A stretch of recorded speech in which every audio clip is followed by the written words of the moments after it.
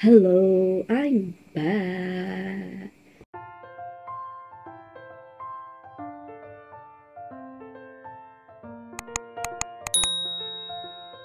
So hari ini kita nak share cerita seram. Pengalaman seram saya sendiri. Ada dua kisah. Dekat dalam cerita ni just kisah seram. Dia bukan yang ada penampakan ke situasi tu buat kita meremang lah. Without wasting any time, let's get started. Aku harap kau ignore je lah muka aku yang tak bersemuka ni. Kita mulakan kisah seram kita yang pertama. Okey, yang topik yang cerita yang pertama ni pengalaman yang saya ni. Okey, aku bagi tajuk cerita yang pertama ni aku bagi tajuk dia Waste. Okey. So cerita dia bermula masa kita orang punya small family, which is ada 3 orang lah masa tu. Aku, husband and Shiraz. Kita orang pergi bercuti dekat Kuala Terengganu. Vacation je lah macam tu. So masa kita orang pergi bercuti tu, kita orang hanya bercuti 2 hari 1 malam. Masa kita orang bercuti tu semuanya berjalan dengan lancar. So day 2 tu kita orang pergi cari hotel dekat kawasan Kuantan. Kita orang decide untuk tidur dekat satu hotel ni. So ketika tu kita orang tengah makan. Sebenarnya kerja on duty. Planning kita orang nak balik esok sebab my husband masuk pukul 12 malam kerja. Tapi disebabkan jadual dah dirombak, husband kena masuk pagi, so kita orang kena balik that time juga. Kita tak jadilah tidur hotel tu pun dah burn macam tu je. So, lepas makan dalam pukul 11 ke pukul 12 macam tu, kita orang pakai Waze untuk balik around 11 to 12 o'clock macam tu. Jadi masa itulah bermulanya kisah seram tu. So kita orang Waze daripada Bandar Kuantan tu. Masa tu I sebagai pembaca Waze, at that time tu kita orang follow je Waze tu cakap right left. Okay, satu part tu dalam 15 minit daripada hotel tu, aku suruh husband aku turn left. Lepas tu husband aku cakap dia betul turn left. So cakap ya turn left. Masa tu aku tak tengok depan lagi.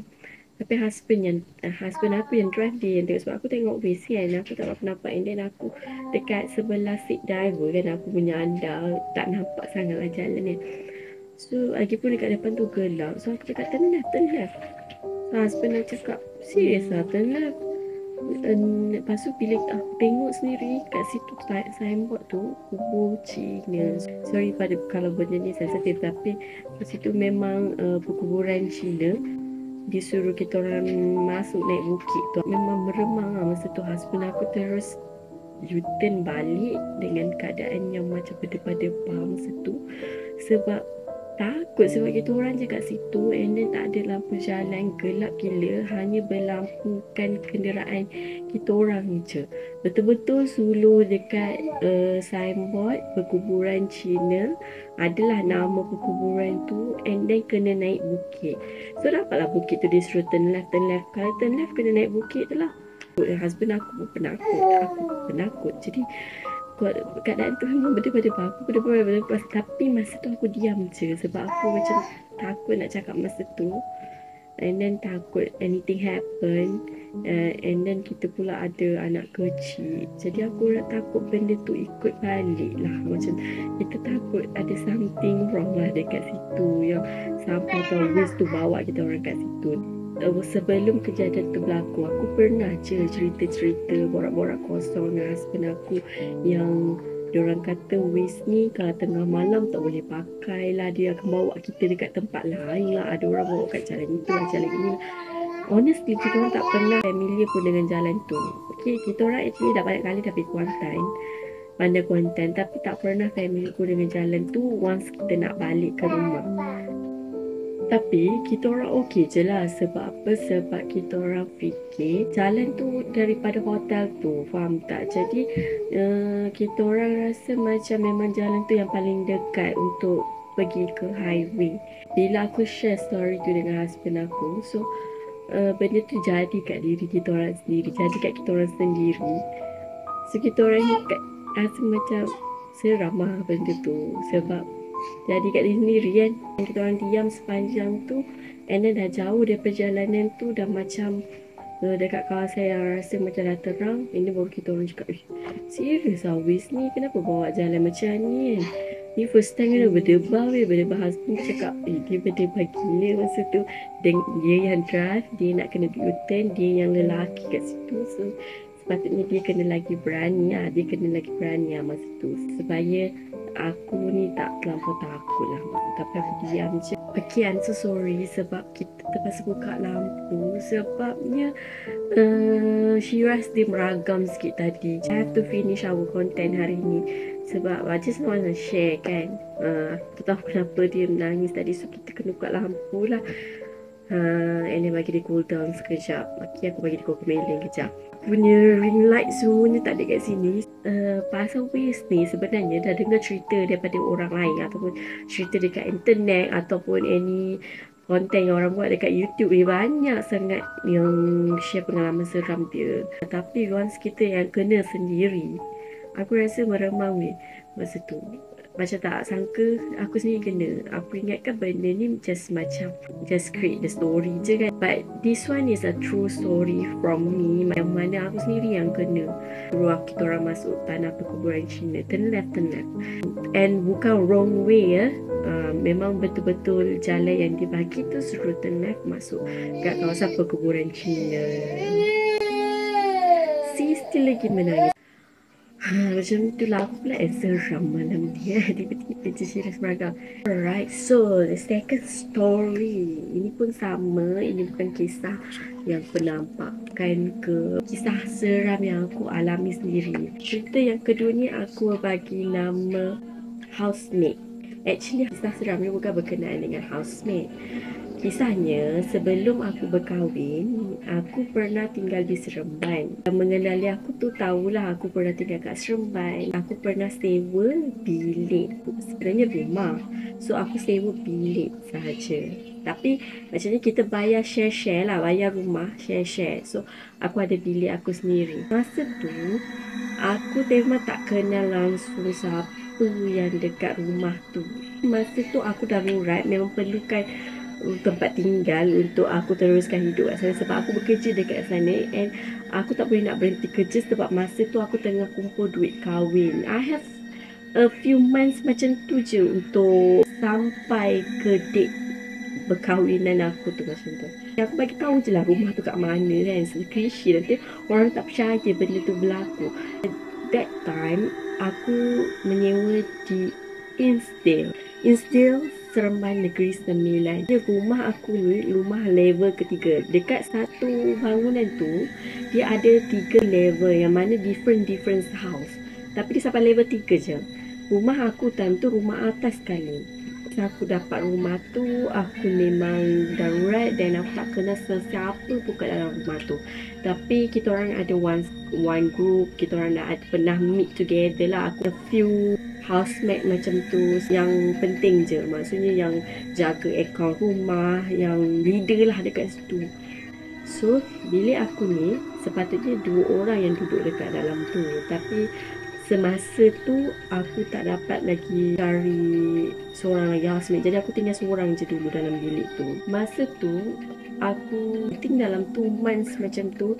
Aku duduk dekat situ. 2 bulan tu baru nak familiar lah dengan tempat tu. Honestly, perumahan tu memang tak berapa ramai sangat orang duduk. Aku tak pasti kenapa, tapi dia macam perumahan baru. Kawasan tu pun tak ramai sangat orang. Kalau aku keluar baru ramai sebab ada perumahan lain lah dekat luar sana.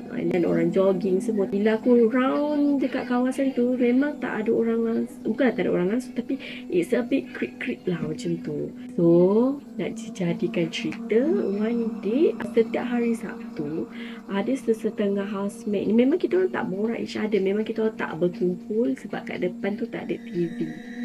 So that kita orang memang balik kerja duduk dalam bilik saja buat hal sendiri. Masak, makan pun dalam bilik. Itu kalau aku lah. Dan aku tak pernah macam terselisih dengan housemate yang lain. Aku tak pernah, melainkan roommate aku. Tapi masa tu roommate aku tak ada lagi. Setiap hari Sabtu, diorang semuanya balik kampung. Tahu aku lah, yang dekat dalam tu ada kerja sebagai pensyarah, cikgu, macam-macam lah. Ada yang kerja sebagai nurse swasta. So, diorang ni kalau cuti je diorang balik. Ada yang Sabtu Ahad cuti je balik. Sebab diorang dekat kan. Macam aku pula, aku cuti Sabtu Ahad tapi aku tak balik kampung. Sebab jauh. Jadi aku tak balik kampung. Biasanya aku akan stay je dekat rumah Sabtu Ahad. So, kadang-kadang Sabtu Ahad tu aku tak tahu aku ni tinggal seorang ke ataupun ada roommate lain yang dekat dalam rumah tu. Jadikan cerita, one day aku tengah duduk, masa tu tengah malam. Seingat aku masa tu hari Jumaat, esoknya Sabtu. Jadi once become a weekend, so tak ada siapa lah dekat dalam rumah tu. And then aku tak pasti. Takut ada beberapa orang sebab ada juga student yang stay situ. So takut ada beberapa orang yang stay untuk kelas ke apa ke, aku tak tahulah kan. Biasalah kita kalau duduk dekat rumah ni, kalau perempuan lah, dia berpakaian tu agak macam not ready to go out lah. Pak blackout. So aku pun macam berdebar gila sebab aku ni jenis yang penakut. Sebenarnya aku tinggal seorang pun aku tak apa. Anytime aku balik pun aku takut. Okay. So aku rasa seram gila. Aku tak nampak apa-apa. Kebetulan masa tu bateri handphone pula dah nak habis. So kalau aku duduk kat dalam gelap tu tanpa membekalkan telefon, without any someone call me pun, aku rasa macam takut gila. Lepas tu aku decide untuk keluar and cari tempat nak charge handphone lah kan. Masa tu, capai je apa yang ada. Capai je apa yang ada yang tutup kepala aku ni. And then aku start enjin kereta dan aku pergi McD. Tapi sebelum aku keluar tu, aku panggil awak kat dalam rumah. Aku panggil kan, aku tengah takut ni. Buka pintu aku panggil awak sebab aku fikir macam ada orang. And then masa sebelum blackout tu, aku pergi dapur and then balik dapur apa semua, aku memang nampak bilik tu macam ada orang. Sebabnya lampu terbuka, ini nampak bayang-bayang ada orang lah dalam bilik tu. So masa blackout tu pun aku macam terfikir nak panggil sebab aku tahu macam dalam tu ada orang. Sebab sebelum blackout tu kan tadi aku nampak macam ada orang dalam tu. Then aku panggil awak. Then nothing respond. So, aku macam gelabah. Aku memang syak macam orang tu dah keluar ke, aku tak tahu. Memang masa tu aku cuak gila. And then aku take everything. And then aku duduk kat McD, aku charge, aku WhatsApp kat dalam group, rumah blackout ni, ada siapa-siapa ke kat rumah? So semua orang respon yang diorang sebenarnya tak ada kat rumah pun, diorang semua balik kampung. Dan aku bagi tahulah dekat rumah ni tengah blackout, saya seorang je. Cakap lah kesiannya semua. So maksudnya memang aku seorang je dekat dalam rumah tu. So aku memang takut sangat nak balik. Sebenarnya nak balik tu pun aku takut. Sebenarnya masa aku dah dapat respon tu, aku dapat tahu respon tu semua dekat McD. Bila aku nak balik tu, aku jadi takut. Aku balik around pukul 11 o'clock macam tu. So aku balik, aku tengok rumah pun dah ada lampu. So aku masuk macam biasa lah. Honestly, aku memang sangat takut lah masa tu. Sebabnya aku punya mindset ada orang dekat dalam rumah tu, tapi sebenarnya tak ada. And then yang aku nampak tadi tu sebenarnya apa? Dia perasaan je ada orang dan sebenarnya tak ada orang. Yang tu tak dapat nak rungkaikan, tapi buat masa tu pun meremang gila. Aku rasa macam aku dah tak sabar nak keluar daripada rumah tu. So everyday aku akan cerita ke husband aku yang rumah tu memang seram gila. Kalau aku nak balik aku macam takut. Kalau tak ada housemate aku memang takut nak balik. Aku duduk ramai-ramai. Walaupun kau tahu kat dalam rumah tu bukan kau seorang je, tapi kau rasa kau macam seorang. Aku dah ada roommate aku pun jarang sangat ada kat rumah. So itulah pengalaman seram aku.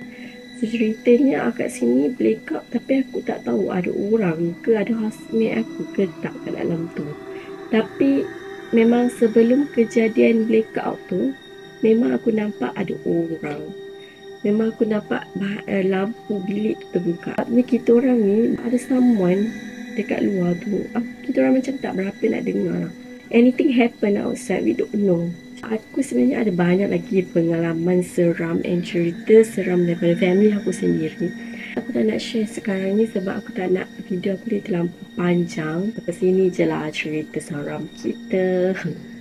So kalau korang suka, korang like, comment and share this video. Kalau nak aku buat lagi, korang komen kat bawah nak cerita seram lagi. Okay, I will share with you all. Gitu. See you on the next video. Bye.